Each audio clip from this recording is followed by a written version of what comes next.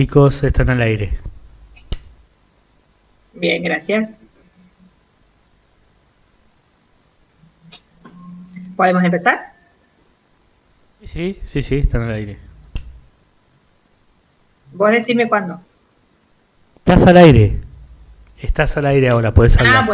Bueno. Buenas tardes a todas y todos. Es un placer para nosotros compartir este espacio en el 16º Congreso Argentino de Acompañamiento Terapéutico, el primer congreso virtual de acompañamiento terapéutico, y nosotros vamos a estar acompañándolos con el eje 2, que se refiere a intervenciones del acompañamiento terapéutico en las problemáticas actuales en las infancias, adolescencias, familias, vejez y género.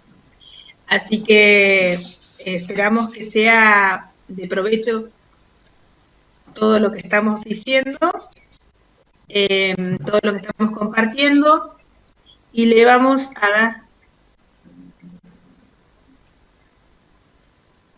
Tengo retorno.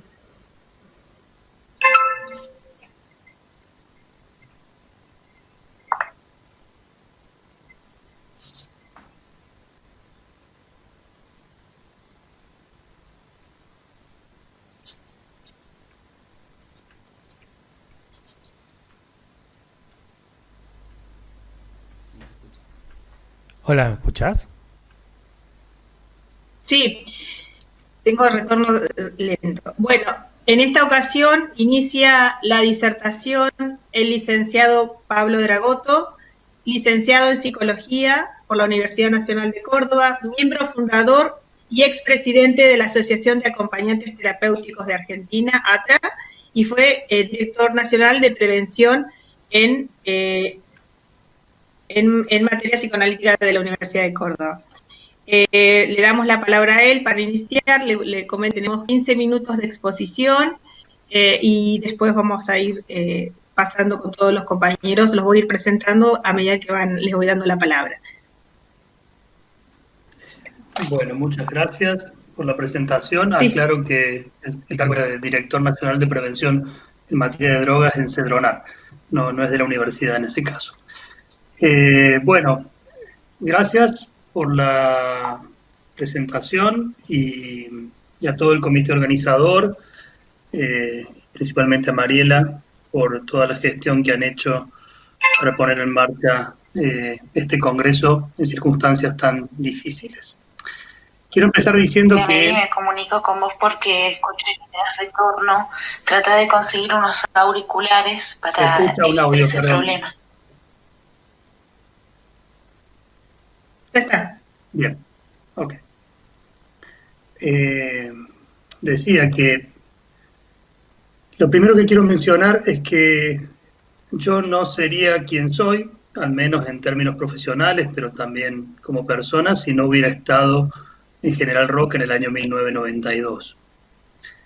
En esa ocasión, cuando yo estaba por queriendo recibirme de psicólogo, hice una pasantía para conocer el modo de trabajo de los grupos institucionales de alcoholismo. Una pasantía que comenzó y que se iba a desarrollar en el Hospital Zonal, en General Roca, porque ahí funcionaba un grupo institucional de alcoholismo de los que había fundado Luis Di Giacomo, Jorge Pellegrini, y Jorge llevó y desarrolló en toda la Patagonia y en muchos lugares del país. En esa ocasión, que fue una ocasión muy particular, porque cuando llegué habían echado al coordinador, que casualmente me lo encuentro que está en la grilla, que es Daniel Sanz, que presenta un libro. Y la pasantía, que iba a ser una pasantía en Roca, terminó siendo un recorrido por muchos hospitales de la Patagonia y conociendo el modo de trabajo de los grupos institucionales de alcoholismo en toda la región. Experiencia que me marcó y que confirmó lo que en ese momento era solo una curiosidad y constituyó una vocación de trabajo en relación a las adicciones y los consumos problemáticos y en particular el alcoholismo. En esa ocasión me tocó compartir habitación durante una semana en la sala, lo que llamaban la sala de preegreso. Conviví con Carlos, un paciente alcohólico de 43 años, retirado del servicio penitenciario, que participaba del grupo que se desarrollaba en la sala contigua todos los días a las 9:30 de la mañana, el grupo institucional de alcoholismo. Todos los días, diversas personas aquejadas del alcoholismo, familiares, profesionales, no profesionales, enfermeros, concurrían puntualmente a las 9:30 para participar de la reunión de grupo. Y aun cuando el coordinador había sido dejado cesante en esos días y dejó de asistir, no pudo seguir asistiendo porque se le negó la entrada, el grupo siguió funcionando. Yo no sabía, yo ya era acompañante terapéutico, pero no me daba cuenta que esa experiencia y que la experiencia de convivencia con Carlos, de quien no sé qué fue de su vida, me acuerdo que estaba quejado de múltiples dolores, de la polineuritis típica del alcoholismo. Esa experiencia también fue una experiencia de acompañamiento terapéutico, no solo de mí hacia él, sino también de él hacia mí, en la soledad que implicaba para mí, si bien una soledad con un carácter deseado y de aventura, pero que también en ese momento, y digo también porque en esta situación de pandemia, yo no puedo hablar hoy de las adicciones o del acompañamiento de las adicciones fuera del contexto en el que estamos y de las pérdidas dolorosas que sufrimos o reconocemos y los múltiples traumas que florecen cada día. En esa ocasión me llegó la noticia del fallecimiento de mi abuelo. No había celulares, yo recién empezaba la pasantía, y de alguna forma fui acompañado por Carlos y por las otras personas que estuvieron cerca en ese momento, que yo estaba lejos. Entonces, General Roca y la Patagonia y los grupos institucionales han sido importantes en mi formación, en mi experiencia, en mi vocación profesional. Entonces, no podemos hablar fuera de contexto. En estos momentos de catástrofe, donde la catástrofe nos golpea a todos, pero como siempre, golpea más duro, donde ya hay precariedades. Los y las acompañantes terapéuticas son agentes de salud y de salud pública, pero su situación es precaria en la mayoría de los lugares donde los encontramos, que es en todo el país. Hay honrosas y pocas excepciones de plena inscripción institucional de los acompañantes terapéuticos. Su situación sigue siendo precaria. La salud pública se define políticamente a través de las decisiones que establecen prioridades en las problemáticas, en las poblaciones objetivo y en la asignación de recursos para atender esas prioridades definidas políticamente. Hoy creo que la salud mental no está siendo priorizada. Puede haber razones que justifiquen esto. Y hasta quizás podamos estar de acuerdo en algunos de esos criterios. Pero la salud mental es salud pública también. Y la catástrofe incluye los efectos de la salud mental de las personas. Las adicciones son parte de ese campo también. Y las respuestas que han habido socialmente para hacer frente a los daños o a los efectos en la salud mental han tenido que ver más con respuestas apoyadas en la vocación de servicio y en iniciativas voluntarias, desde múltiples actores y múltiples sectores, algunos también desde el ámbito público, pero en general, o hasta donde yo conozco, con carácter voluntario, sin asignación de recursos específicos hasta el fin.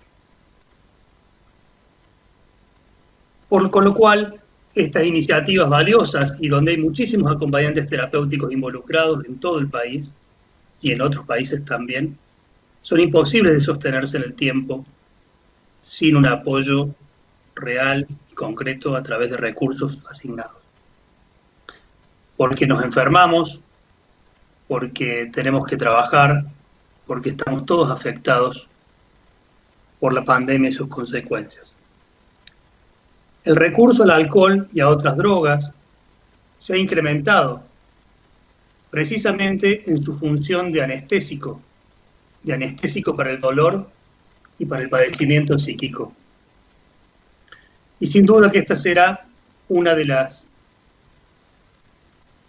consecuencias o de los ámbitos en los cuales tendremos que prepararnos para la continuación de la pandemia o para la pospandemia, en el mejor de los casos.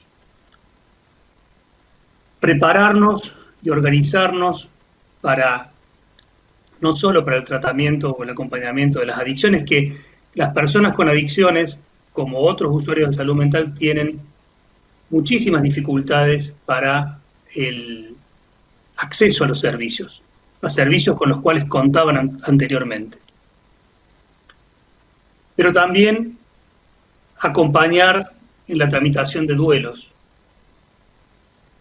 acompañar y asistir al enorme deterioro que observamos en nuestros adultos mayores, que tienen que estar en sus casas para sobrevivir, para no enfermarse y sobrevivir, pero que ese mismo aislamiento genera enormes deterioros, no solo cognitivos, sociales en general.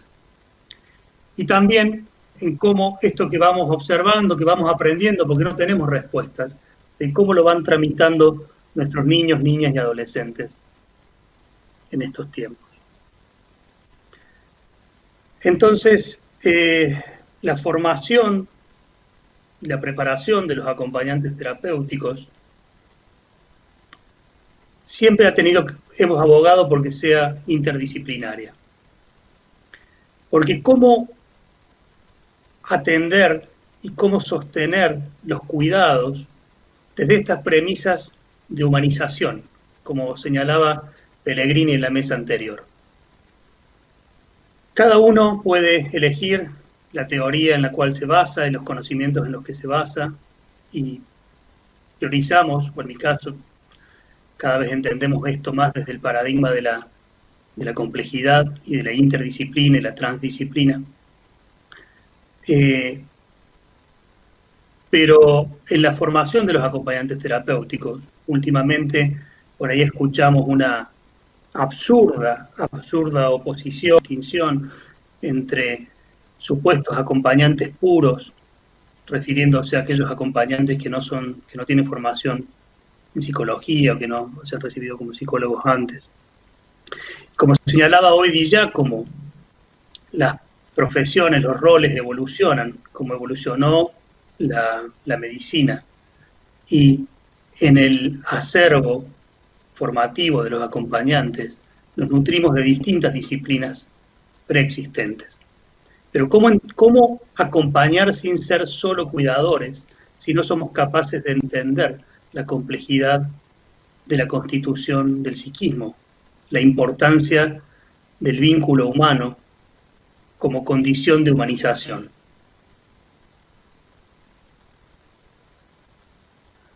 Si nos referimos, creo que el Estado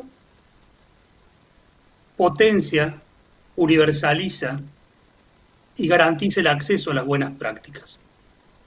Retomando algo de lo que señalaba hoy María Laura Frank.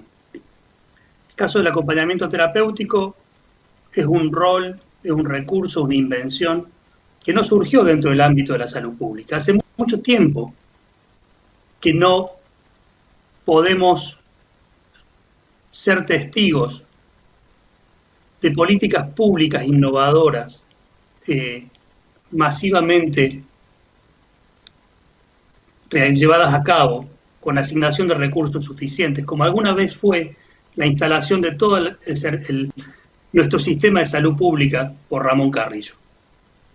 Tenemos buenas leyes, tenemos buenas prácticas, pero falta mucho, y ha sido un problema con la ley de salud mental, que aún desde el año 2010 hasta ahora no se han asignado los recursos necesarios para su implementación.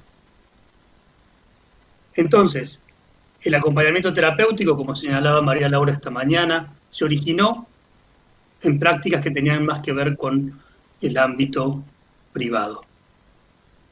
Pero para su plena implementación, para que el acceso sea igualitario y equitativo para toda la población, para empezar a romper esas barreras de discriminación y de accesibilidad que tienen que ver con la clase social, con los ingresos económicos, con la pertenencia cultural o racial, necesitamos que el Estado lo tome y lo potencie. Como lo han ratificado muchas provincias a través de las numerosas leyes que existen, pero la mayoría de esas leyes son leyes que se quedan a mitad de camino porque no se reglamentan o porque luego no se asignan los recursos necesarios. Estamos en un contexto de catástrofe y de crisis económica, con lo que no puede negarse tampoco, ¿no es cierto? Pero no son recursos tan onerosos los necesarios. Si queremos conocer de políticas implementadas en alcoholismo, en salud pública, están ahí los textos de Jorge Pellegrini, están las referencias a los textos de Juan Marconi. Y ahí vamos a encontrar, por ejemplo, en uno de los últimos intentos de abordar seriamente la política del alcoholismo a nivel salud pública, el lugar de los agentes sanitarios. ¿Y qué son los agentes sanitarios sino un antecedente más de lo que son los acompañantes terapéuticos? El acompañamiento terapéutico, ¿cuánto tiempo me queda? 5 minutitos. 5 minutos. El acompañamiento terapéutico ha sido definido, sabemos, hace no mucho tiempo como un dispositivo, caracterizado como una red que articula distintos actores o agentes, algunos de los cuales forman parte de un equipo que de manera directa o indirecta coordinan acciones e interacciones en un contexto de vida cotidiana, con una finalidad terapéutica en sentido amplio. El énfasis está puesto en las relaciones, en las interacciones, y en particular en los vínculos que se establecen con el sujeto acompañado y su entorno, más que en objetivos, técnicas y protocolos de intervención. La disponibilidad de las y los acompañantes terapéuticos en una oferta vincular sostenida hacia personas en situación de vulnerabilidad psíquica, social y emocional, permite la continuidad de experiencias de cuidado y ligazón con las redes formales e informales de los sistemas de salud y de seguridad social de un modo eficaz y acorde con nuestros marcos normativos. El AT constituye un dispositivo no intrusivo, respetuoso de las subjetividades singulares de los acompañados y las acompañadas y de sus contextos culturales, proveyendo contención vincular y evitando el aislamiento y la segregación.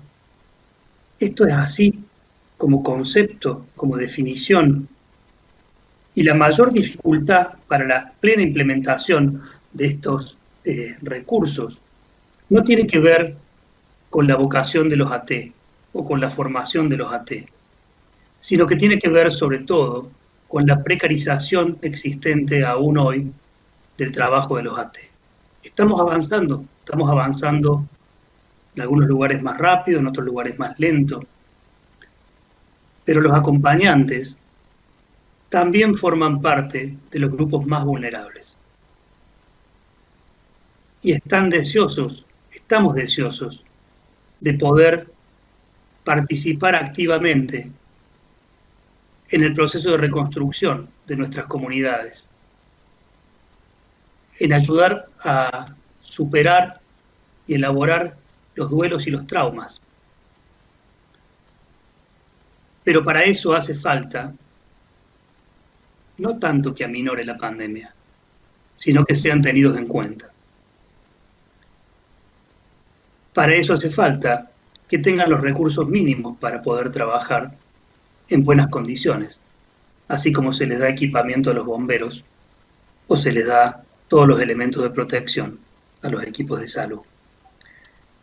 Entendemos que hoy, en un contexto de crisis, los recursos necesariamente priorizan la atención médica y homenajeamos a todos los trabajadores de la salud que están ahí en la primera línea de batalla. Pero hay otra línea de batalla que también es primera, aunque no esté en los sanatorios, en los hospitales, en las clínicas, y que es la enorme cantidad de acompañantes terapéuticos que están disponibles para ayudar a nuestro pueblo a sobrellevar mejor esta situación. Muchas gracias. Bueno, muchas gracias Pablo Dragotto, que es licenciado en Psicología por la Universidad Nacional de Córdoba, miembro fundador y expresidente de la Asociación de Acompañantes Terapéuticos de Argentina, ATRA, fue director nacional de Prevención en Materia de Drogas, CEDRONAR, y actualmente está como secretario general de la Asociación Psicoanalítica de Córdoba, el IPA, y docente del Departamento de Acompañamiento Terapéutico de la Facultad de Psicología de la Universidad Nacional de Córdoba.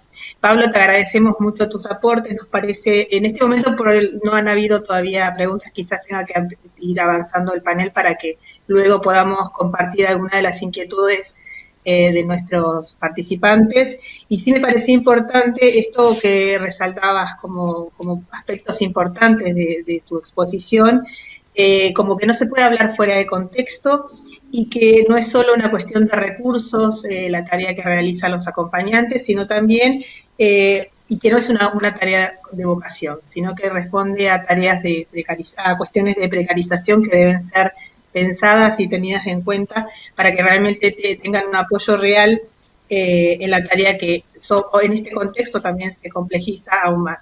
Así que bueno, muchas gracias y vamos a seguir escuchando las ponencias, y en este caso nos toca con la licenciada Matilde Boado, que realiza atención clínica, es docente, coordinadora de la carrera de acompañante terapéutico en la ciudad de Buenos Aires. Le damos la palabra a Matilde y bueno, estamos a la espera de las preguntas a la medida que se pueda en el chat del Congreso.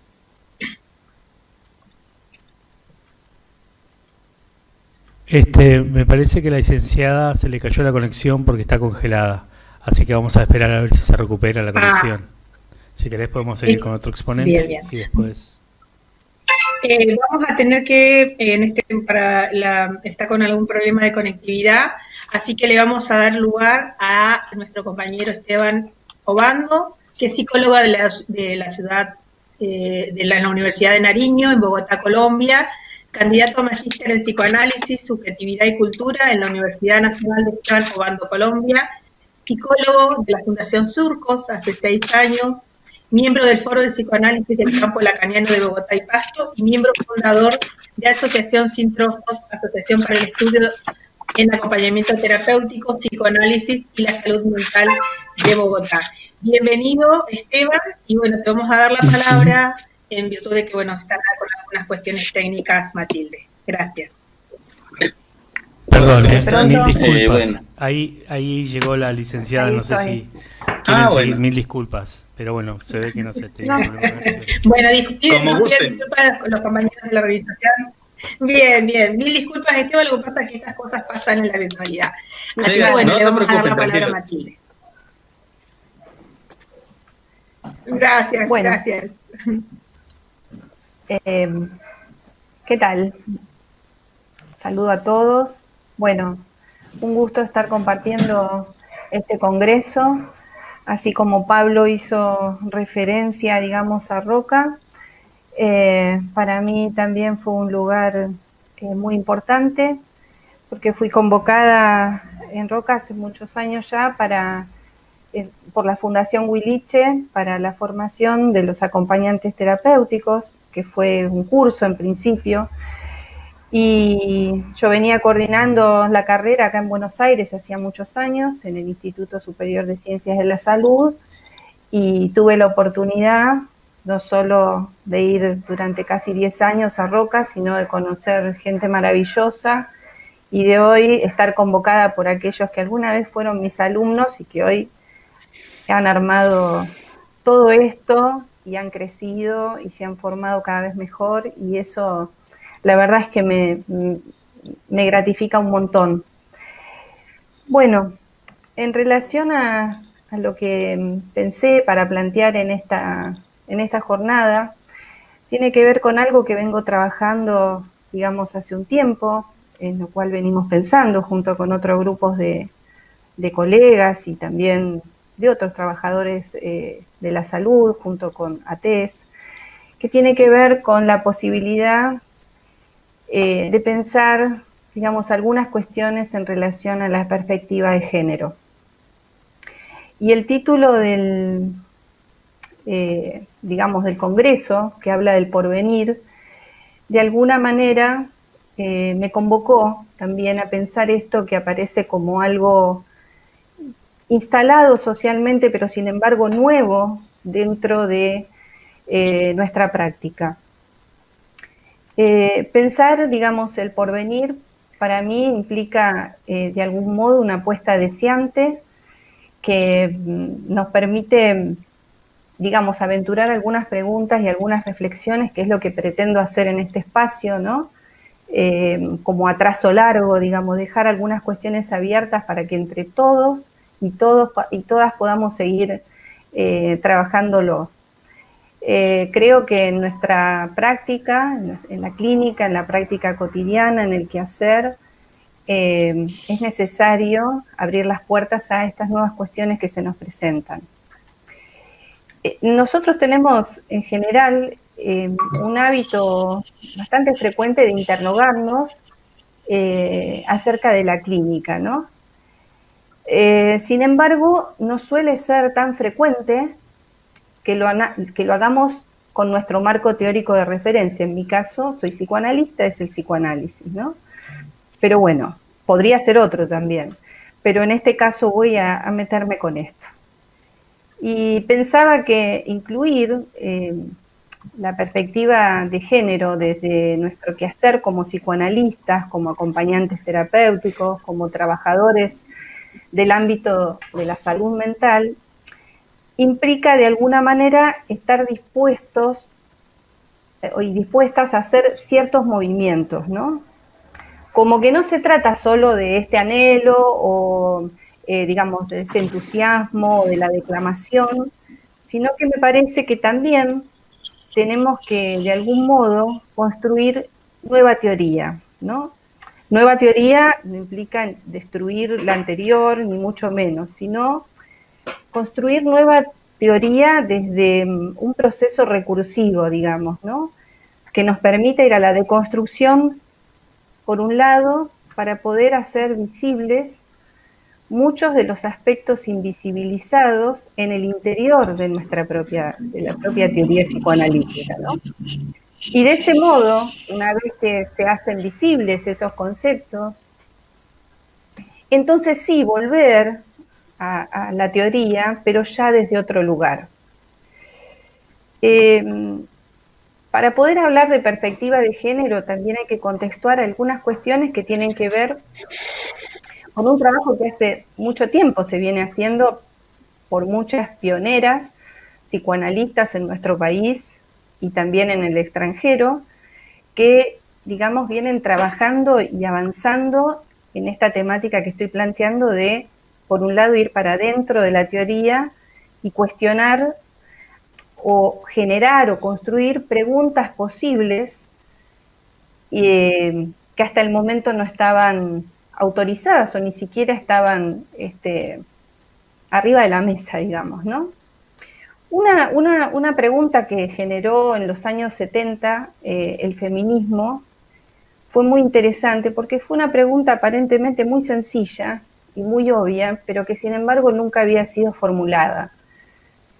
La pregunta fue ¿por qué la diferencia sexual deviene en desigualdad social?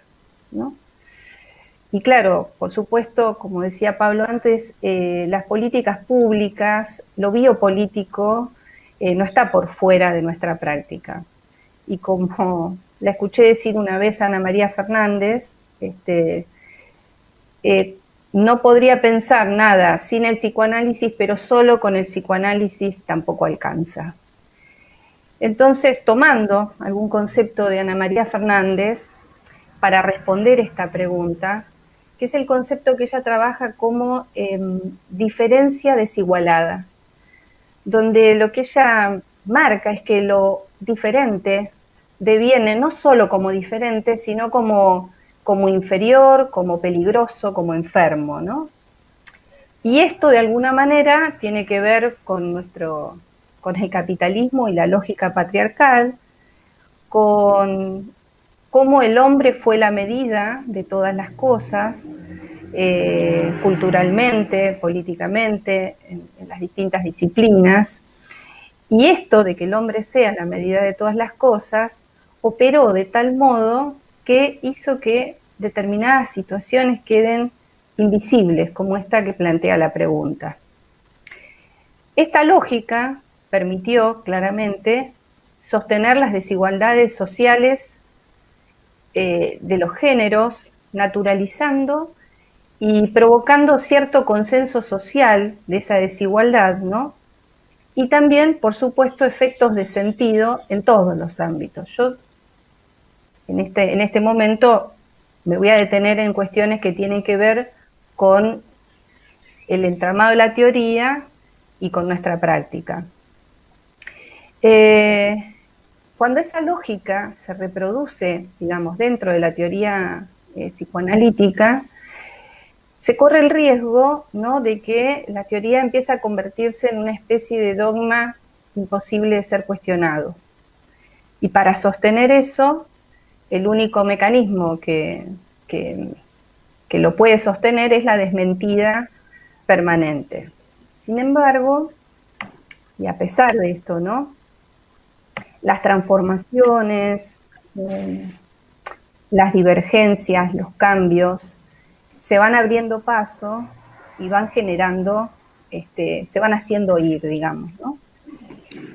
Hoy yo entiendo que la realidad nos interpela a todos, a todas, en nuestro quehacer, para llevar adelante una tarea de deconstrucción que implique también la deconstrucción en los modos de abordaje, ¿no? O sea, que sean modos de abordaje más hospitalarios, más amorosos, si se quiere, ¿no? Que logren alojar las demandas de personas, adultos y adultas, de niños y niñas, de adolescentes, que necesitan ser escuchados y acompañados en ocasiones en estas situaciones de las nuevas identidades de género y lo que usted nos presenta hoy también en nuestros consultorios, en nuestros espacios institucionales. La pregunta, digamos, que a mí se me genera es cómo promover, de algún modo, dispositivos de intervención que no sean, digamos, pura reproducción de esa lógica de exclusión y segregación, ¿no?, que generen otras cuestiones.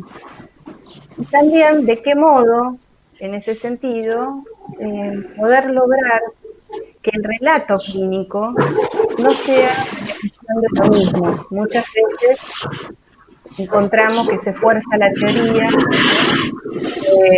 para que entre en la práctica, en lugar de que el caso o la clínica nos haga pregunta y en todo caso vayamos a buscar en el interior de la teoría aquello que falta, aquello que está invisibilizado, aquello que habría que deconstruir ladrillo por ladrillo y volver a armarlo de algún otro modo posible. Yo creo que tal vez, esto es mi formación humildemente, ¿no? Como psicóloga, como psicoanalista, deberíamos recordar de algún modo la intención y la fuerza fundacional del psicoanálisis, que se atrevió a pensar de un modo distinto y diferente a lo que proponía esa época, ¿no? Tal vez nos quedamos demasiado adentro de nuestras trincheras, ¿no? Cuidando el campito de cada uno de su teoría porque nos es cómodo, a todos nos pasa. Pero me parece que, así como Pablo planteaba esto de la inclusión y en esto de pensar políticas de salud que realmente presenten posibilidades nuevas, posibilidades de abordaje, digo, también desde este lugar lo planteo, ¿no? Como que si estamos interpelados por esto, entre otras cosas, entre tantas otras cosas, pero bueno, de esto hablo hoy, digo, bueno, me parece que cuando algo nos interpela estamos éticamente llamados a hacer algo con esto, ¿no?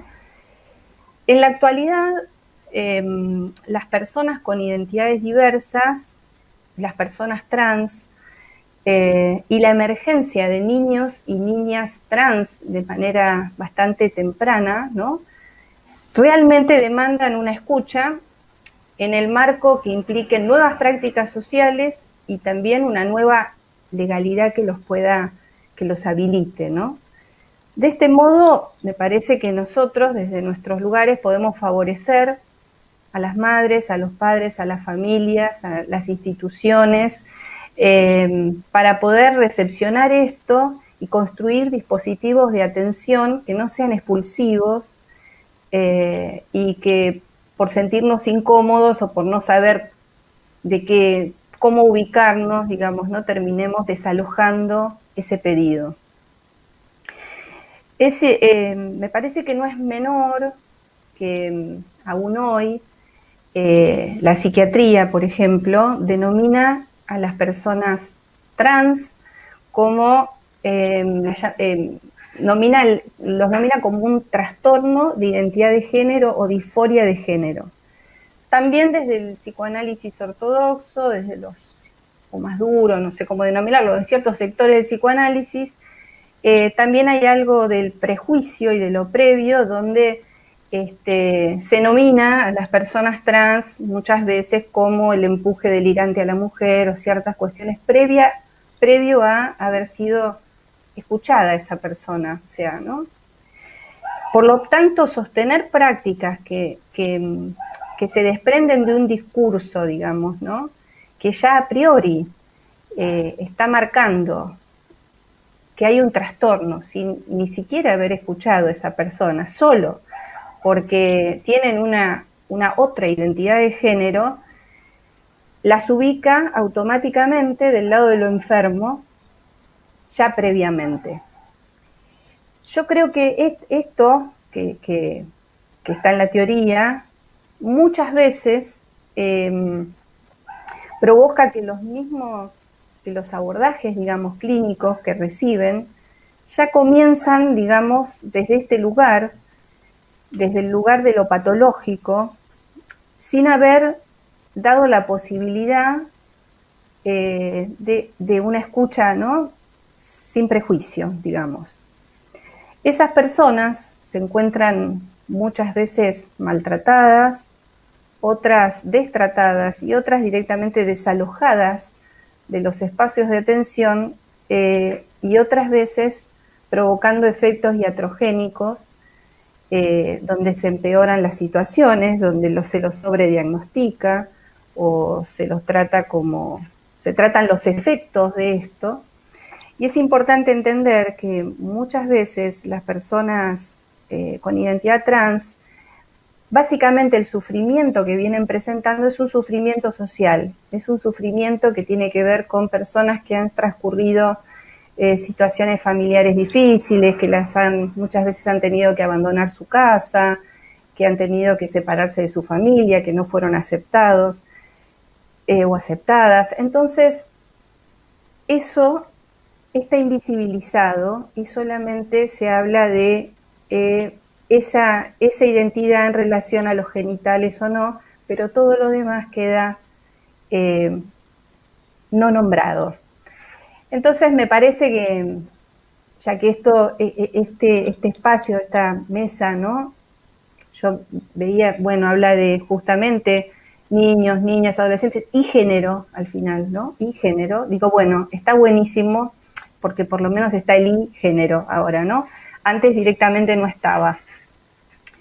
Creo que de algún modo esto que hoy planteo es atraso muy grueso, hay mucho podríamos, de cada una de las cosas que nombré se podría abrir, digamos, un montón de interrogantes más, pero me parece importante en la formación de los acompañantes terapéuticos, porque desde este lugar hablo como coordinadora y docente de muchos años de la carrera, me parece que es muy importante que en la formación de los AT exista la posibilidad, junto con la nuestra, por supuesto, pero digo, de tener una formación abarcativa en este tema también y que abra posibilidades, porque creo que hay muchas situaciones en las que se necesita, por todo lo que transcurre, estigmatizada muchas veces las personas, y que se necesitan de los acompañamientos terapéuticos y en cierto modo no tenemos, digamos, muchas veces la formación o directamente no hablamos de este tema. Creo que de algún modo depende de nosotros, de nosotras, trabajar para no replicar en nuestra práctica, en nuestras instituciones, la estigmatización y la patologización de las personas con identidades sexuales diversas. Tendríamos que ser capaces, de algún modo, de promover espacios que faciliten el acceso a los servicios de salud, que muchas veces se obstaculizan y bastante, brindar recursos de atención y acompañamiento de acuerdo a lo que yo considero son los desafíos que hoy nos impone la clínica en esta nueva época, ¿no? Y bueno, para cerrar, voy a tomar una reflexión de Débora Táger, a la que considero también, junto con Ana María Fernández, dos personas que en la Argentina creo que son un ícono en este tema, que dice, lo voy a leer textual, que dice así: la sexualidad se presenta a todos y todas a modo de malentendido, para lo cual la palabra no alcanza, pero tiene implicancias diversas según sea la posición de la persona en la relación de poder social. Y digo, bueno, con esto finalizo acá mi exposición y espero que sea de utilidad. Y nada más. Gracias.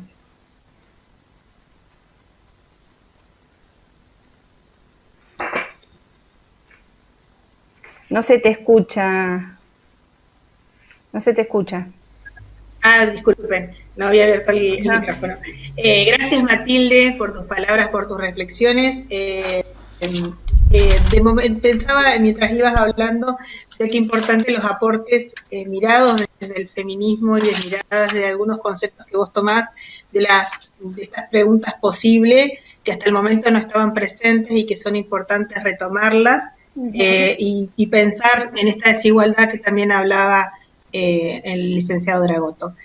Cómo promover distintos dispositivos de intervención, desafíos que implica esto para los acompañantes terapéuticos. Así que agradecida por tus aportes, y bueno, y seguimos invitando a que claro, y que los que están acompañándonos, las preguntas, las sugerencias o las reflexiones. Así le vamos a dar paso a nuestro compañero Esteban Obando, hizo la presentación de la compañera y bueno, tuvo que esperar igual, así que la actualidad no hay problema por esperar, no te preocupes. Hola, bueno, volvemos ¿cómo están a todos? Bien. Bueno, ya la había hecho anteriormente, Es psicólogo de la Universidad de Nariño, de Bogotá, Colombia, candidato a magíster en psicoanálisis, subjetividad y cultura en la Universidad Obando de Colombia, psicólogo de la Fundación Surcos desde hace 6 años, miembro del campo lacaniano de Bogotá y Pasto, y miembro fundador de Asociación Sin Trofos, Asociación para el Estudio y del Acompañamiento Terapéutico, Psicoanálisis y la Salud Mental de Bogotá. Bienvenido, gracias por tu participación, y bueno, ahora sí te damos la palabra para que nos aportes tus amplios conocimientos. Gracias. Gracias, Mary, ¿cómo estás? Bueno, gracias a la mesa, a Pablo, a Matilde, que nos han escuchado hasta el momento, unos trabajos muy interesantes de lo que es el desarrollo del acompañamiento terapéutico en Argentina. Hay que aclarar algo de entrada, y es que acá en Colombia no hay formación de acompañamiento terapéutico. Tal como la piensan ustedes, tal como en Argentina está la formación académica, ¿sí o no? Acá en Colombia la teoría es relativamente nueva, o lo que ha llegado es relativamente nuevo, y acá en Colombia se comparte el escenario con una figura que se llama el famoso maestro sombra, que también está presente en México, tengo entendido, porque he hablado con colegas mexicanos, por ejemplo Tadeo, bueno, y otros, que comentan que ya también está la figura de la sombra, que es esta figura que está más del lado de la reeducación, por ejemplo, en el campo de la infancia. Justamente yo vengo a hablarles un poquito de lo que sería la infancia, y pensar la infancia entre la discapacidad y la familia.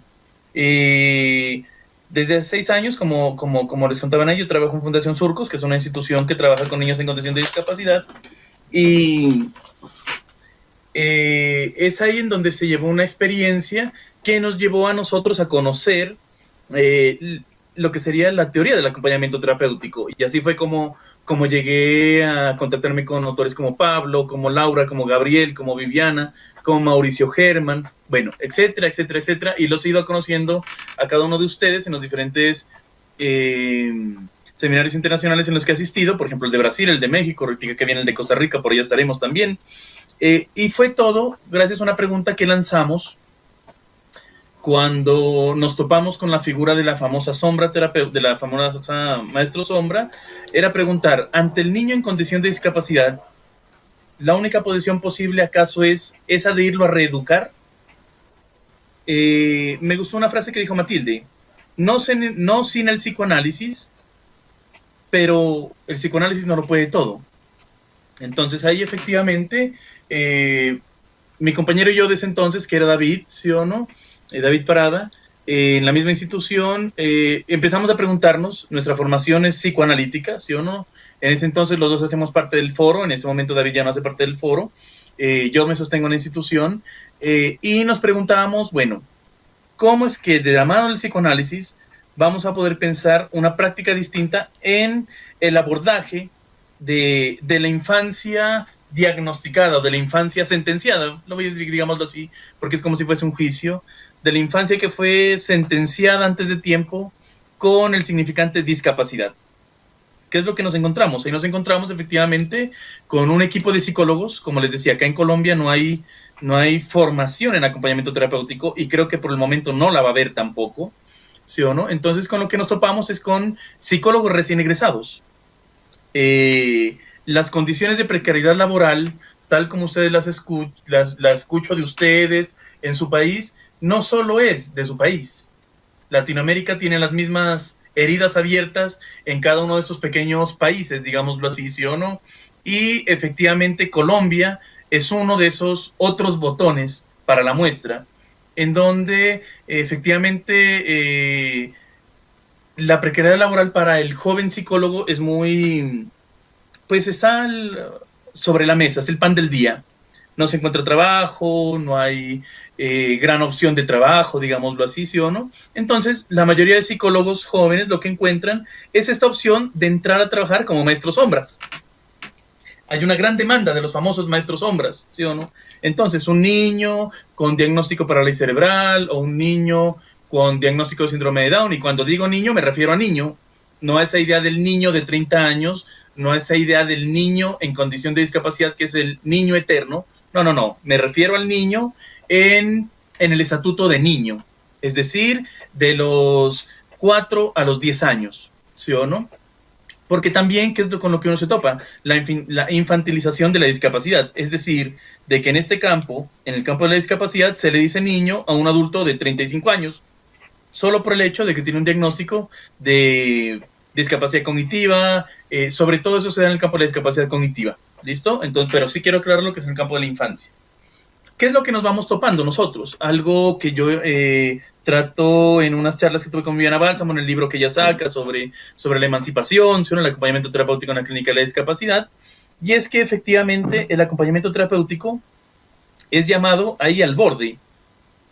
Nosotros, todos los que estamos sentados de esta forma en esta mesa virtual, trabajamos de una o de otra forma la población que está en el borde, la población que está al margen, o la población que se llamaría marginal. En el campo de Pablo, que hablaba de las adicciones, lo que comentaba Matilde del campo de la identificación de género o población que está enmarcada en este tipo de categorías, digámoslo así también, ¿sí o no? Esas dificultades que se encuentran. Me gustó mucho el comentario que hiciste sobre el empuje a la mujer, pero yo también, y nosotros también trabajamos con otra forma del borde, que sería la discapacidad. Hace 2 semanas, justamente hablaba un poquito de eso en la jornada que hizo la Plaza AT sobre la humanización del borde, y efectivamente es cómo el acompañamiento terapéutico nos ha servido a nosotros en ese entonces, al que fue el equipo de ese entonces en Surcos, y del cual se desprende lo que es Síntrofos, y de lo cual se desprenden otros proyectos, ¿sí o no?, que empiezan a rodar en el año pasado y este año, porque ya no todo quedó en Surcos. Lo que empezó en Surcos empieza a desplegarse, y Síntrofos nace por la necesidad, efectivamente, como de la separación que se tenía que dar entre la institución privada y empezar otra institución de profundización un poco aparte, que ya no tenga que ver con el trabajo formal, sino más bien con el deseo. Ahí nace Síntrofos. Nosotros nos preguntábamos, o al menos eso era lo que nos preguntábamos, ¿qué es lo que se juega en el niño en condición de discapacidad? Pablo tocó un punto muy importante, que sería el tema de la constitución del aparato psíquico, la constitución del mundo psíquico. Y eso se da en la infancia.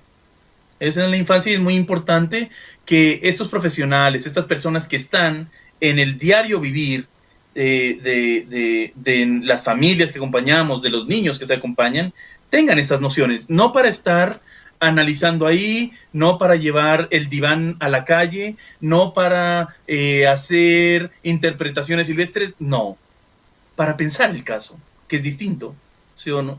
Justamente Freud, en 1925, en un prólogo que hace a un libro de August Ahlström, August Ahlström es uno de los teóricos de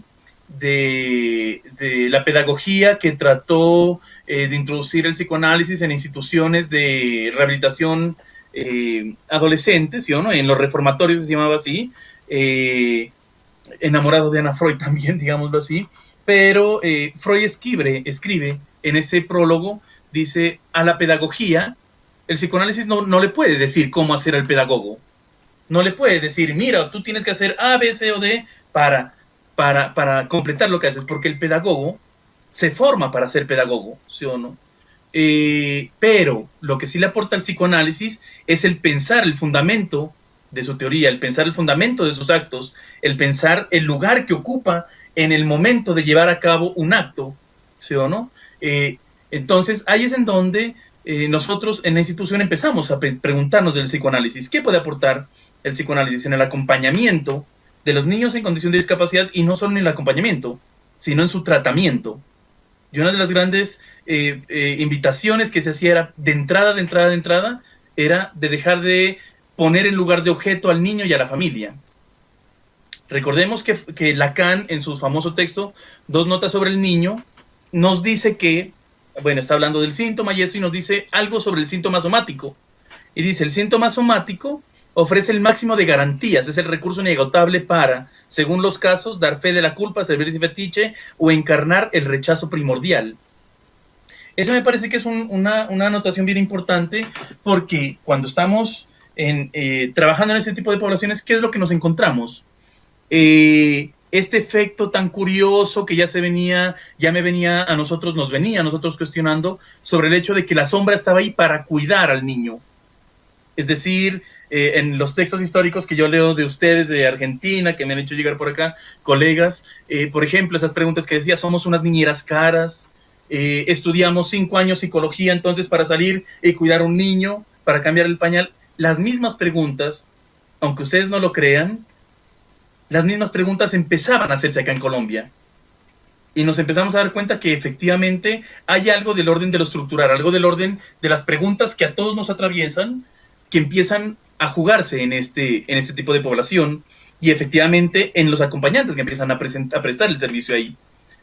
Aún yo no hablaría todavía de acompañantes acá en Colombia. Hay gente formándose, como les digo, psicólogos, ¿sí o no?, guiados por los postulados teóricos del acompañamiento terapéutico que colegas de Argentina y Brasil nos han compartido y lo que hemos empezado a construir nosotros por acá. Porque efectivamente también hay que tener en cuenta las diferencias y las dificultades propias de cada región. Colombia es un país que ama el control, ama ser controlado, digámoslo así, y no es gratis efectivamente que todas las políticas de seguridad, todas las políticas de salud vayan por ese punto. Entonces la pregunta nuestra era si efectivamente entre la familia y la discapacidad lo que se encuentra es una infancia emproblemada, que está en la mitad. ¿Cómo puede responder el acompañante terapéutico ahí? O el que se forma como acompañante terapéutico, o el psicólogo que se formó como psicólogo y que utiliza recursos del acompañamiento terapéutico de la mano del psicoanálisis, lógicamente. Me gusta esa frase, no sin el psicoanálisis, pero no solo con él, y de otras teorías también. Ahí nos empezamos a preguntar entonces, ¿qué es lo que se juega en el tejido humano, en la vinculación humana, y por qué efectivamente hay este empuje directo a satisfacer y a querer caer en una posición pura de cuidado del niño en condición de discapacidad? Y por eso se montan los grupos de supervisión. Es por eso que se montan entonces, en ese entonces en la institución, ahora ya lo hacemos de forma particular también con ciertos grupos o ciertos profesionales que han entrado a preguntarse sobre su quehacer. Acá en Colombia la supervisión no es algo que sea pan de todos los días, digámoslo así. En las universidades de ella no se habla, y entonces son muy pocos los profesionales que la llevan a cabo. Pero nuestra apuesta, porque nosotros venimos digámoslo así, de la indicación freudiana de los 3 pilares de la formación del analista, que son el trabajo grupal, la supervisión y el análisis, ¿sí o no? Pensándolo desde ahí, efectivamente nos topamos con los mismos pilares en el acompañamiento terapéutico, es que proponemos a la institución empezar a gestionar grupos de supervisión. En ese entonces teníamos 2. Éramos solo 2 personas, ¿sí o no? Ahorita, por cosas de la vida a nivel institucional, solo hay 1 y estamos buscando cómo abrir eso más, porque el equipo institucional ha crecido, ¿sí o no? Pero es empezar a que el profesional se cuestione sus actos ahí. Y es por lo mismo, efectivamente, que se empieza la formación acá en Colombia. Para que quien está ahí, entre la familia, que es la primera institución, el ser humano nace institucionalizado. La primera gran institución es la familia, y vamos de institución en institución.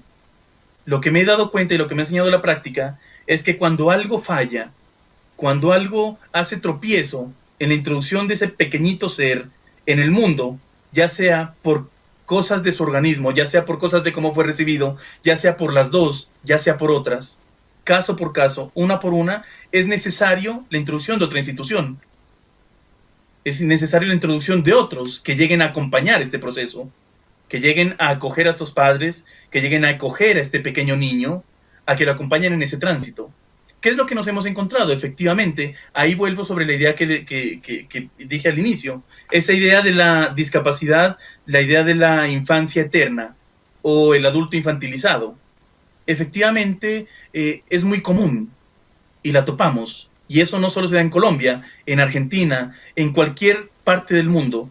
Y solo recuerdo aquí, para poderlo explicar, una idea de Alejandra Pizarnik, cuando ella dice, le hacen una entrevista a Alejandra Pizarnik y le preguntan que ella qué piensa de ser mujer. Y Alejandra Pizarnik dice, es una desgracia. Es una desgracia, como es una desgracia ser homosexual, ser negro, ser judío, ser diferente. Ella en su poema, en su respuesta, dice, como ser argentino, yo diría como ser colombiano. Pero ella después dice, pero lo importante es lo que hagamos con nuestras desgracias.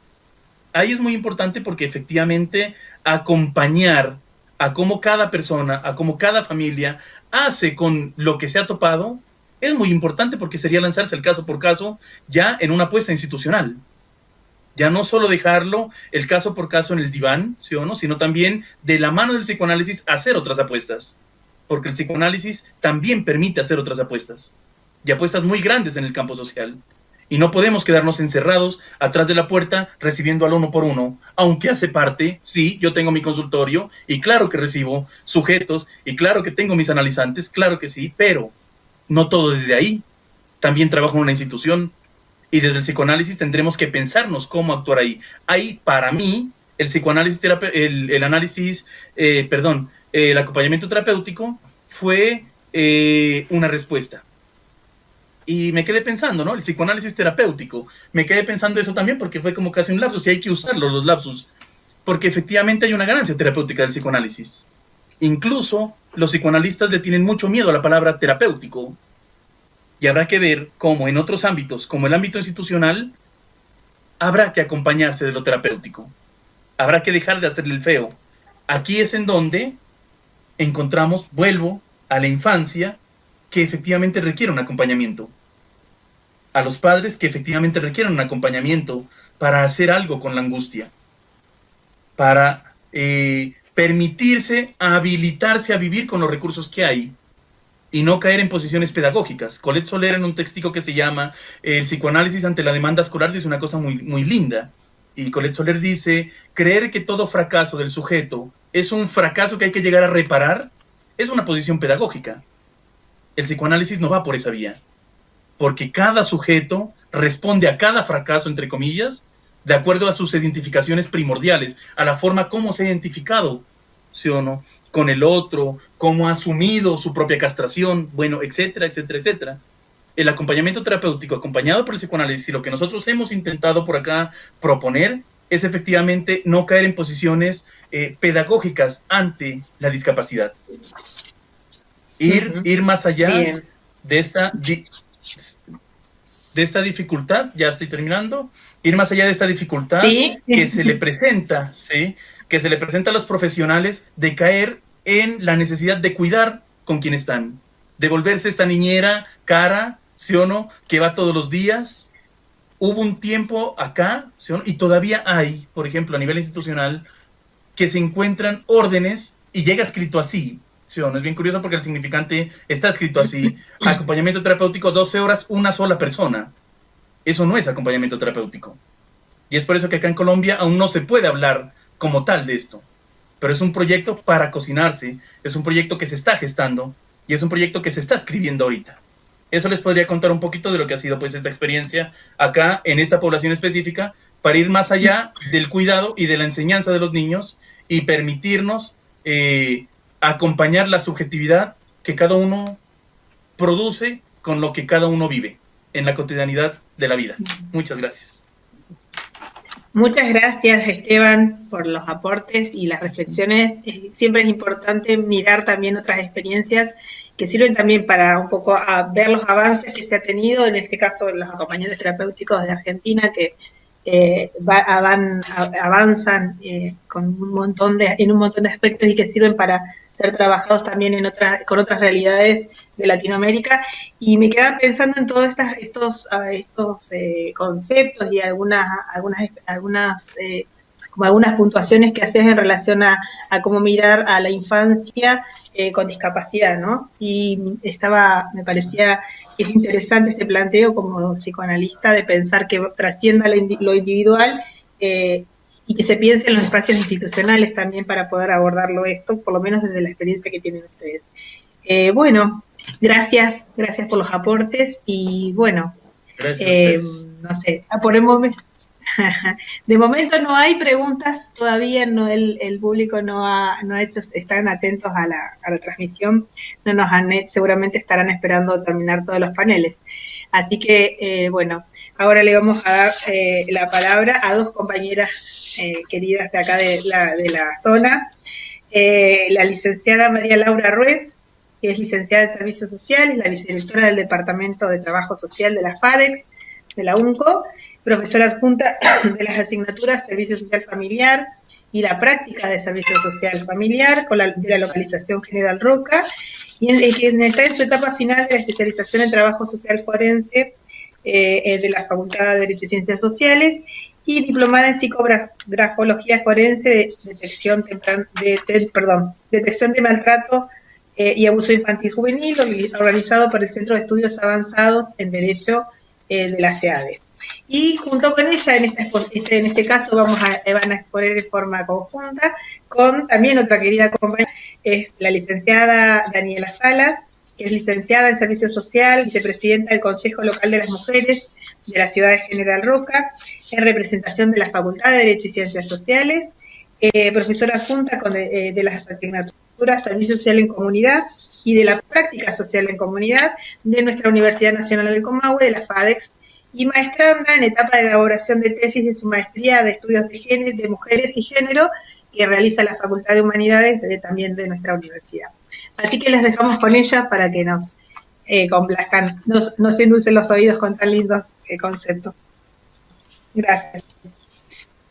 Bueno, nos llenaste de expectativas. Vamos a ver si podemos cumplir esas expectativas. Bueno, gracias por la presentación. Y un placer estar acá compartiendo con todos y todas ustedes estos espacios justamente que nos enriquecen. Cuando un poco nos invitaron a participar de este espacio, pensamos en varias posibilidades de trabajar, pero de todas ellas elegimos la idea de poder compartir en este espacio con ustedes lo que es una experiencia bastante nueva para nosotras, y para la facultad, que tiene que ver con la creación y el trabajo a partir de un observatorio de políticas públicas destinadas a personas mayores.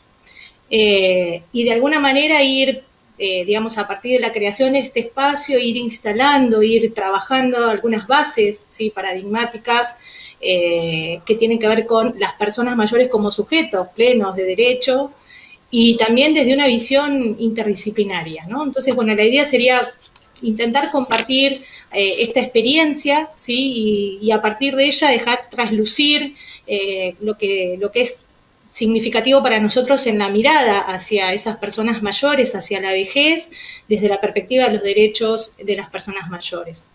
Bueno, contarles que, como les decía recién, que este es un proyecto de extensión de la facultad, y se pone en marcha a partir de esta elaboración, este observatorio, y que tiene como objeto justamente el monitoreo por ahí de las políticas públicas, con el fin de poder detectar, ¿sí?, quizás algunas carencias, pero también rescatar aquellas buenas prácticas con respecto a las necesidades y las condiciones de vida de las personas mayores. Y es así que este proyecto fue aprobado por la universidad, ¿sí?, por el Consejo Superior en el 2018, y también fue declarado de interés social por la legislatura de la provincia de Río Negro.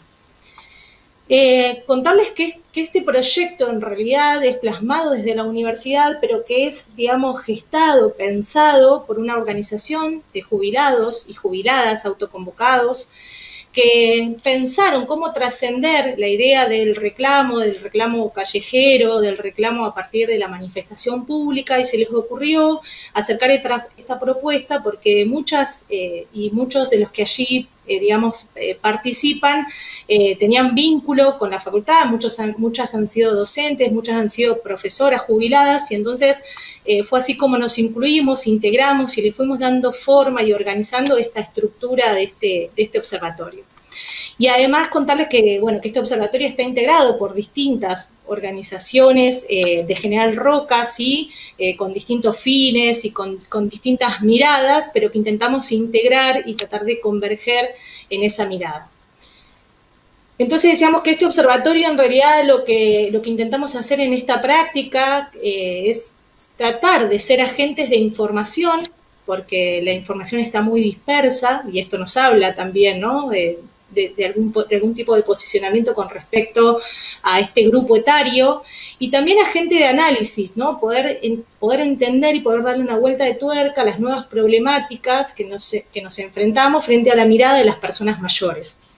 Se entiende, obviamente, este grupo etario como las personas mayores a 60 años, ¿no? Y obviamente desde una mirada como sujetos activos, con plena actividad, siendo poseedores de una gran experiencia, poseedores de capacidades, habilidades, potencialidades, y obviamente con una mirada y con una idea de participación y de toma de decisiones, no solamente con respecto a su vida personal y particular, sino también en los distintos espacios por los cuales habitan, ¿no? Es decir, espacios políticos, espacios familiares, espacios culturales. Y esta idea y esta concepción y esta mirada de las personas mayores nos lleva justamente a pensar en la necesidad de encontrarnos en un nuevo tipo de conciencia con respecto al envejecimiento, que es diferente, ¿no? que nos involucra a pensarlo de otra manera. Y esta cultura del envejecimiento tiene que ser fruto justamente o producto de un nuevo acuerdo social, donde podamos observar esta sociedad, podamos pensar esta sociedad con personas y con sujetos con edades diferenciadas, pero con demandas y con necesidades también diferenciadas, con distintos tipos de recursos, y cómo podemos pensar, algo que también se ha dicho y bastante acá en las personas que estuvieron exponiendo antes, cómo transformar las diferencias y dotarlas de un sentido positivo, de un sentido transformador, y que no estén cargadas y mediatizadas desde lo negativo, lo diferente, ¿no? De lo que desestabiliza. Y esta mirada entonces nos exige un posicionamiento a todos los profesionales, independientemente de las disciplinas de las cuales provengamos, y que tiene que ver con el abordaje, o una de las tantas propuestas pero la que nosotros compartimos y adherimos, tiene que ver con ese abordaje gerontológico, ¿no? Es decir, que cómo pensar el campo de la intervención, del abordaje de las temáticas relacionadas a la vejez, teniendo presente, ¿sí?, cómo se da este proceso de envejecimiento desde una dimensión micro, pero también desde una dimensión macroestructural. Desde lo micro hacemos referencia, o este abordaje hace referencia justamente al proceso de envejecimiento, pero como un fenómeno individual, que es irreversible, que es heterogéneo, y por el cual atraviesan y vamos a atravesar todas las personas que cursan la última etapa de su ciclo vital, ¿no? Es decir, mayores de 60, decíamos. Pero esta mirada micro no nos tiene que hacer perder de vista el marco más estructural, ¿sí?, que nos remite justamente al creciente proceso de envejecimiento poblacional, tanto a nivel mundial como a nivel regional, y Argentina justamente no es la excepción y es uno de los países más envejecidos de América Latina, ¿sí? Y entonces, justamente, esta mirada desde la gerontología lo que nos va a permitir es analizar ese proceso de envejecimiento teniendo en cuenta todas las dimensiones biológicas, las dimensiones psíquicas, económicas, educativas, sociales, ¿no? Es decir, la idea sería poder generar un estudio desde la vejez que sea interdisciplinario, donde podamos converger las distintas miradas. Y justamente el propósito siempre es observar ese proceso de envejecimiento y cuál es la práctica profesional que deberíamos visualizar para mejorar la vida y la calidad de las personas mayores. Entonces, lo primero que nos interpela es a generar una mirada desde el reconocimiento, ¿no? Y desde el trabajo en conjunto con los propios sujetos, con las propias personas mayores, ¿sí? Lo cual implica promover esa participación y el empoderamiento, ¿sí?, de ellos y de ellas a través de generar distintos espacios, ¿no? El observatorio es uno. Generar estos espacios que tienen una fuerte representación social, que tienen todo un posicionamiento político y que intentan insertarse socialmente y generar algún tipo de planteo desde ese lugar. Y también, ¿sí?, la idea sería pensar en la posibilidad de instalar, que también se ha hablado bastante, políticas, ¿sí?, con esta perspectiva, políticas gerontológicas, ¿sí?, que por un lado estén, digamos, pensando y articulando y dando respuesta a las distintas necesidades de este grupo poblacional.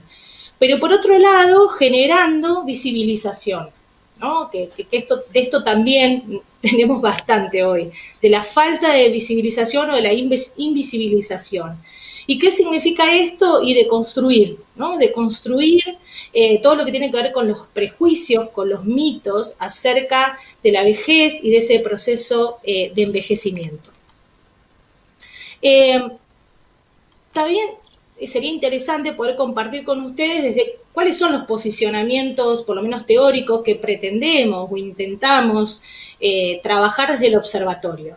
Bueno, obviamente que este paradigma se sustenta, el paradigma gerontológico se sustenta en el paradigma de los derechos humanos, obviamente reconociendo a las personas mayores como sujetos de derecho y no meros objetos o beneficiarios de la mirada o la asistencia del Estado o de algún profesional. Y esto, bueno, supone una clara diferenciación con respecto al paradigma anterior, ¿no? Que era el paradigma asilar, en donde la intervención profesional no reconocía a ese otro como titular de derechos ni como beneficiario de acciones, sino como justamente beneficiario o destinatario de la asistencia o de las distintas acciones. Hay distintos hechos históricos que van marcando también, distintas acciones que nos fueron marcando este cambio paradigmático. Uno de ellos, y la más importante, es la Convención, ¿no?, Interamericana de la Protección de los Derechos de las Personas Mayores. Y en esta convención, rescatar que define, ¿sí?, al envejecimiento como un envejecimiento activo, donde en realidad lo que se aspira es justamente a optimizar las oportunidades de las personas, a optimizar ese bienestar físico, mental, social, a la posibilidad de la participación, contar justamente con la protección, la seguridad, ¿no? Es decir, el objetivo justamente es, a largo plazo, es ampliar la esperanza de vida y que esa esperanza de vida sea saludable y que podamos hablar de calidad de vida también, ¿no? Cuando uno piensa en estos posicionamientos, las bases de estos posicionamientos teóricos, digamos, primero aparece la noción de autonomía, así como la posibilidad y la capacidad de la autodeterminación, de la toma de decisiones, del consentimiento por parte del adulto como un derecho, del adulto mayor, de la persona mayor como un derecho básico, ¿sí? También el acceso a los cuidados progresivos, a dispositivos que vayan de acuerdo a sus necesidades y según el estado de dependencia de esas personas.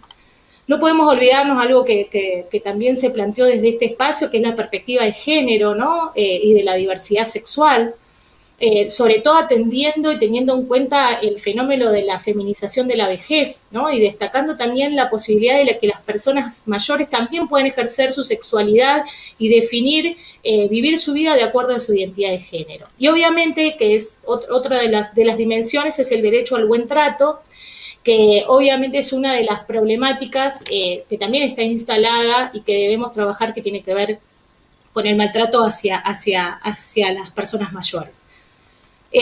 Por ahí, para cerrar y dejar lugar a mi compañera, algunos desafíos. Bueno, claramente todo el tiempo replantearnos nuevos interrogantes, nuevas estrategias para conocer los escenarios actuales, para conocer los contextos, para plantear las alternativas, tener en cuenta las tendencias demográficas, ¿no? Destacando estos procesos que yo decía recién, la feminización del envejecimiento, el crecimiento exponencial de los grupos mayores de 75 años, los hogares unipersonales, unigeneracionales, como las cuestiones o como los grupos más vulnerables.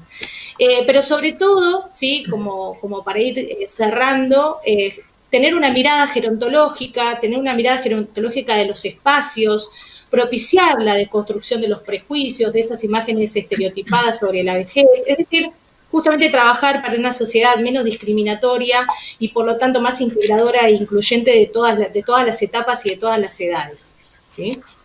Dani, ¿querés continuar? Sí.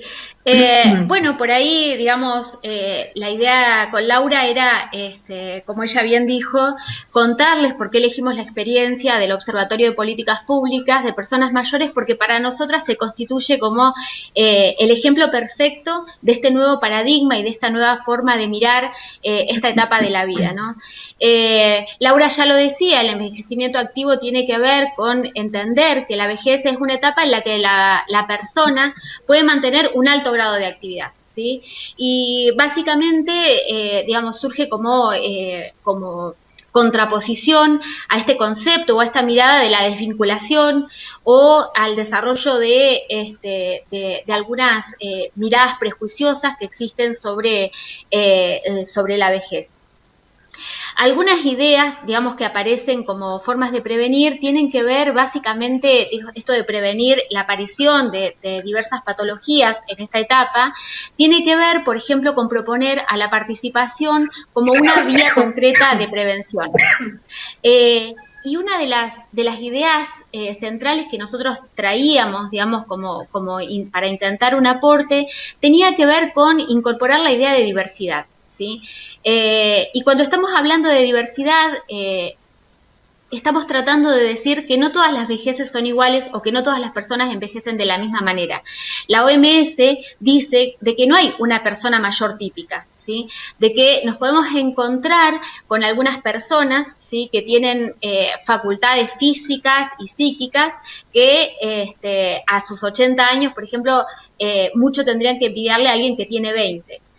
Y que hay otras personas que efectivamente sufren deterioros que tienen que ver, ¿sí? Con lo cognitivo, con lo físico, con lo psíquico. La idea entonces es empezar a cuestionar lo que se conoce como edadismo, ¿sí? Que son ese conjunto de prejuicios, de estereotipos, de preconceptos que desplegamos hacia las personas solamente en función de su edad. Y de alguna manera pensar también que esta forma de mirar lo que hace es obturar la posibilidad de construir, ¿sí? Las intervenciones profesionales desde un lugar diferente al habitual. Es decir, nos obturan la posibilidad de entender que las personas mayores son sujetas de derecho, que son personas que pueden decidir, ¿sí? No solamente sobre sus vidas, sino también sobre sus bienes, sobre las actividades que pueden o que no pueden o que no tienen ganas de realizar.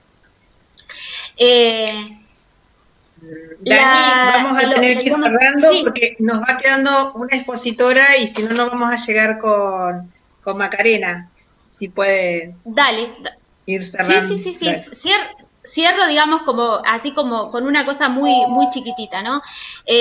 Dentro de las actividades que queríamos contarles que ha llevado adelante el observatorio han tenido que ver, por ejemplo, con elaborar documentos de recomendaciones para el Instituto Provincial de la Vivienda que tuvieran que ver con funcionalizar las viviendas, pensar en viviendas colaborativas e incluso pensar la posibilidad de que las personas mayores fueran sujetas de la política de vivienda, ¿no? Entonces, la propuesta, y con esto sí ya cierro, es cambiar la mirada, ¿sí? Dejar de pensar en generalizaciones, dejar de pensar que las personas mayores son solamente enfermas y empezar a reconocerlas como sujetos de derechos, con autonomía, con posibilidad de decidir sobre su vida y sobre su propio cuerpo, y pensar que otra vejez no solamente es deseable, sino también posible. Así que, bueno, muchas gracias. Bueno, muchas gracias y estamos como medios apremiados por el tiempo porque ya vienen las otras exposiciones. Pedimos disculpas, el chat ha habido problemas técnicos, no se está actualizando, entonces no pudimos ir haciendo preguntas y teníamos intenciones de hacer intercambios, pero estamos como medios complicados con los tiempos. Bueno, Macarena Guzmán es licenciada en Psicología, acompañante terapéutica y docente en la Tecnicatura Universitaria de Acompañamiento Terapéutico de la Universidad Nacional de Córdoba, desempeño laboral en el campo de la discapacidad desde el año 2011 a la actualidad. Bueno, Macarena, sin más preámbulos, te dejamos para que nos compartas toda tu experiencia. Gracias.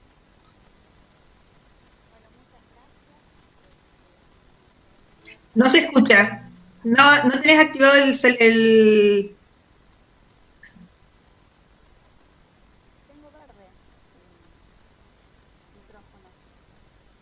No se escucha.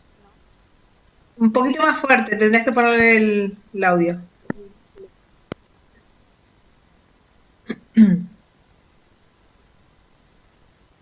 ¿Escuchan el resto? No. No se escucha. No lo escuchamos. A ver, está muy bajito. Si te acercás el micrófono. ¿Y si sacás el auricular a ver qué pasa? Sin auriculares, a ver. No. No. Fíjate si tenés desactivado el micrófono. ¿Lo tenés desactivado? El audio de tu computadora, que a veces se baja. ¿Se escuchás? ¿Vos nos escuchás a nosotros? No, nosotros te tenemos acá activado el audio y todo, pero no te escuchamos.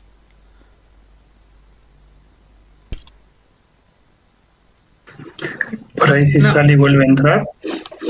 A ver, salí y volví a entrar por el mismo link. A ver si puede ser eso.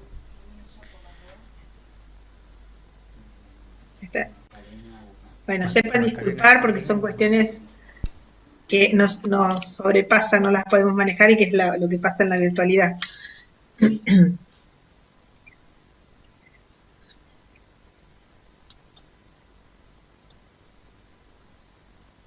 Mientras, podemos ir haciendo una pregunta que surgió ahora que no me pasaron del chat.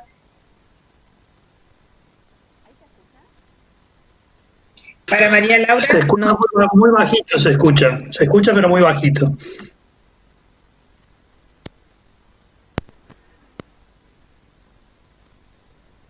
Hola, no, yo no te escucho, a ver, ¿ustedes lo escuchan bajito? No se escucha nada, no, yo no la escucho nada ahora. Cuando ingresó se escuchaba bajito, pero después cuando desconectó el audio se dejó de escuchar. No te escuchamos nada. Qué lástima. Bueno. Bueno. ¿Tenés el celular a mano? Si querés entrar el link en el celular, a ver si podemos restablecer, por lo menos para cerrar el link acá y entrar por el celular, por lo menos para poder escucharte, por favor. Tenés que cerrar este link. Tenés que cerrar la pantalla de la compu, si no se van a generar conflicto.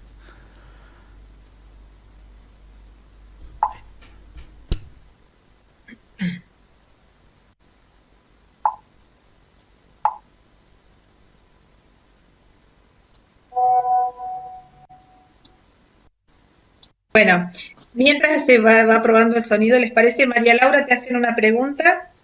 ¿Qué espacios se proponen que se puedan generar en estos tiempos de aislamiento, hablando de las cuestiones de adultos mayores, mientras hace la prueba ahí de entrar y salir nuestra compañera?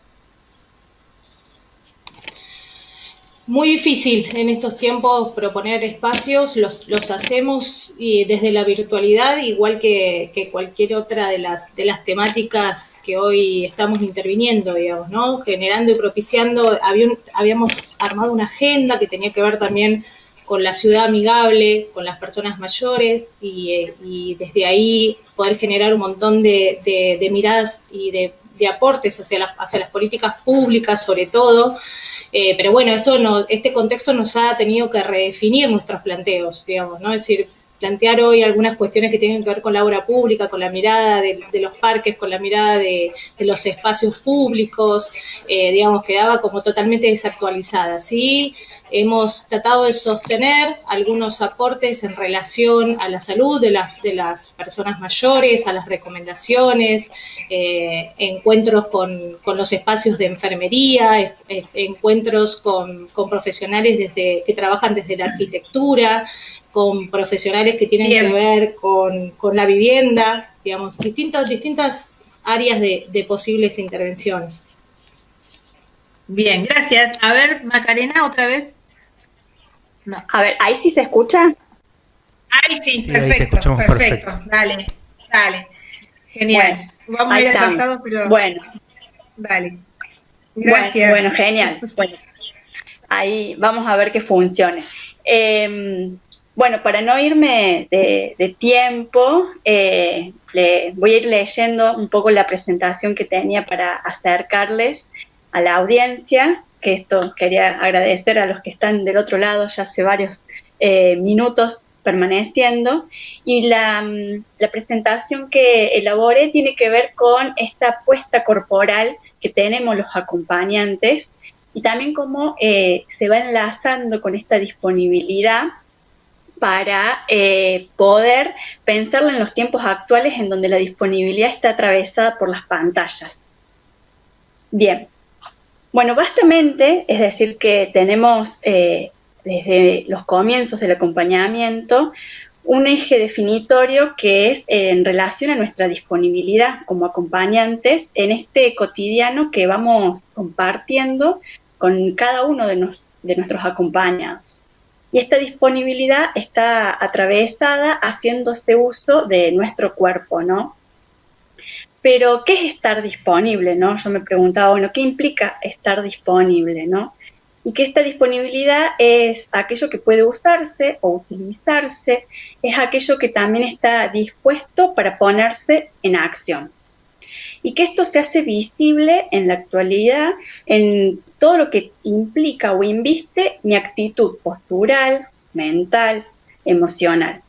Es decir, que la disponibilidad envuelve al cuerpo, en tanto que estar disponibles, según Cammers, no quiere decir poner el cuerpo, sino más bien disponer el cuerpo. Cuando voy escuchando al otro, estoy dispuesto a recibir su palabra, su voz, a darle lugar en mi pensamiento. Y para que esto suceda, debo disponerme. Como acompañantes, nuestra escucha es receptiva, está dispuesta a recibir al otro a través de su voz. Cada parte de mi cuerpo se va acomodando para ser dispuesto. Por eso repetimos que estar dispuestos implica tiempo, en tanto que este tiempo va registrándose en la presencia, en la constancia y en la permanencia. Pero, ¿qué hay de disponibles como acompañantes? Se trata de una tarea profesional subjetivante. Se me congeló la pantalla y yo no sé si se me está escuchando. Se te escucha perfecto, vos tranquila. Bien, porque quedé congelada en la pantalla y yo digo, ¿estamos teniendo problemas técnicos o avanzo? Bien, gracias. Avance. Perfecto, bueno. Bien, avanzo nomás. Entonces decía, bueno, ¿qué hay disponible como acompañantes, no?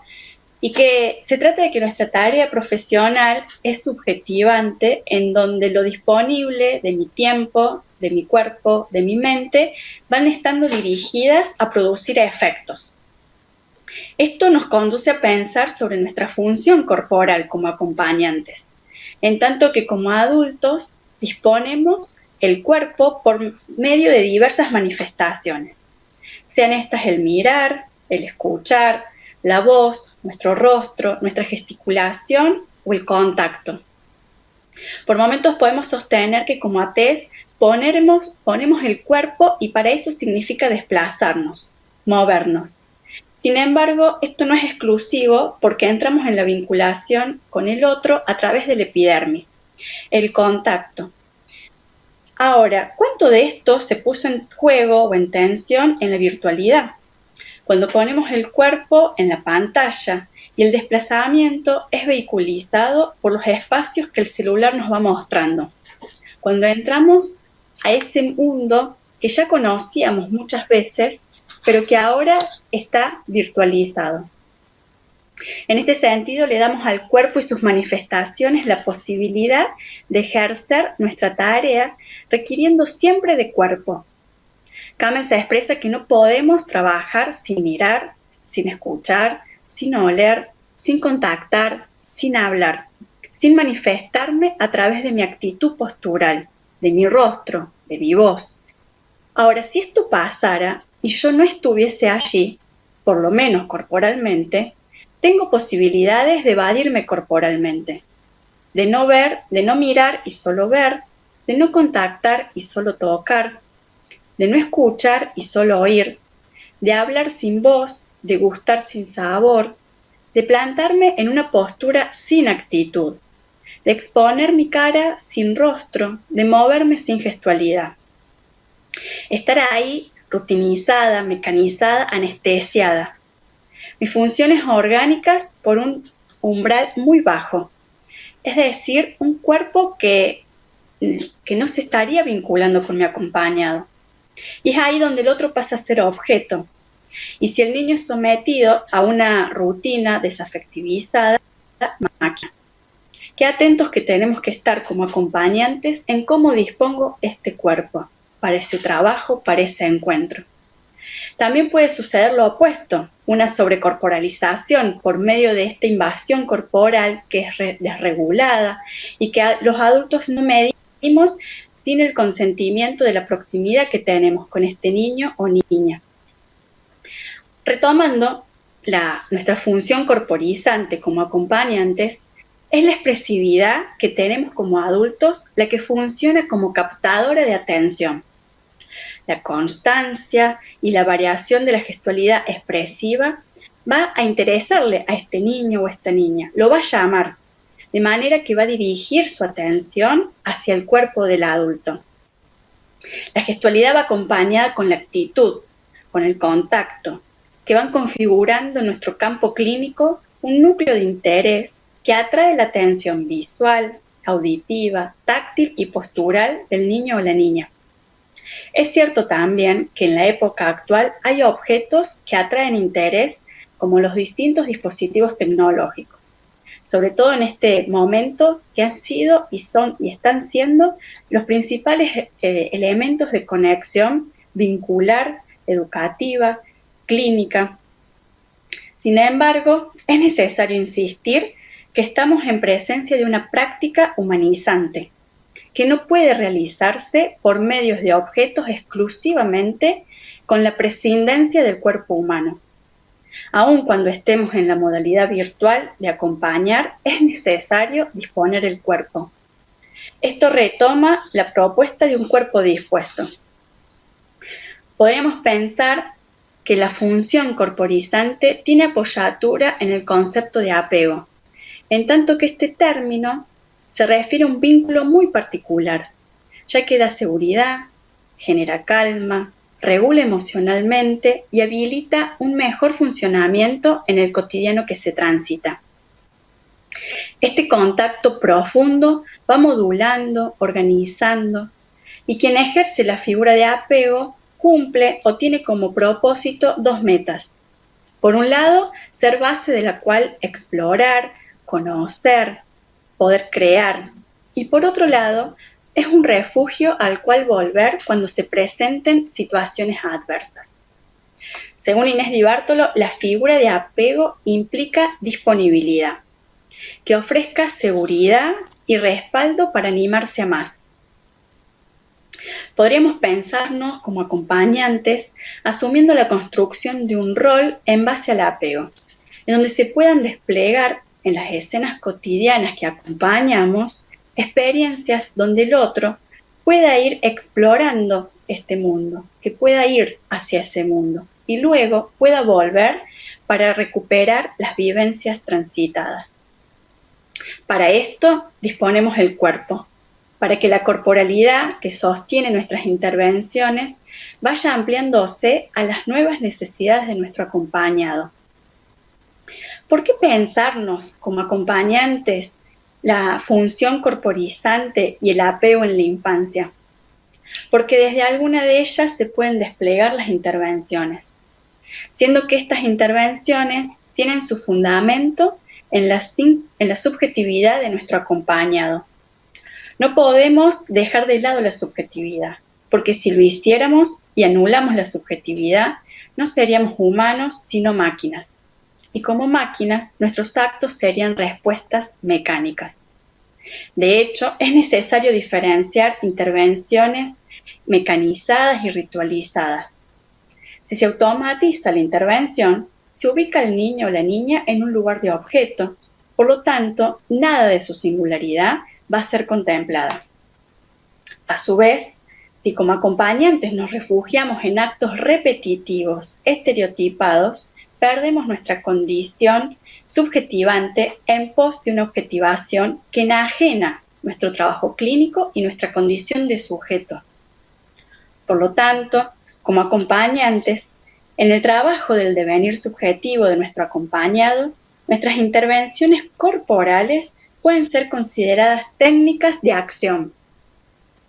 A veces, cuando hablamos de las técnicas, pensamos en algo frío, en algo mecanizado y distante. Pero pensemos que la puesta en práctica de la técnica es algo menos técnico porque pasa por la persona. Y lo mejor que puede pasar es que cada persona, en la aplicación de alguna técnica, mantenga su estilo. ¿Cuál será hoy este estilo que se incorporó a partir de la virtualización? Este estilo es la forma particular que cada uno hace algo. Este estilo nos corre de la mecanización. Y si las intervenciones fueran mecanizadas, todos haríamos lo mismo, de la misma manera, en el mismo momento y en el mismo lugar.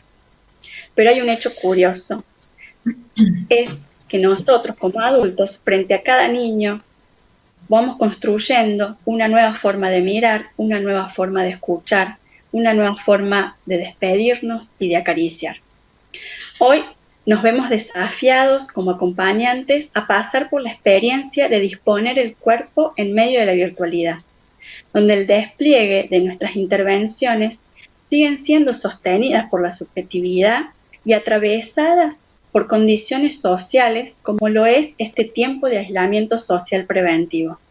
Por lo tanto, como ATES, vamos creando nuevos espacios para poner el cuerpo y habilitar con libertad las infancias.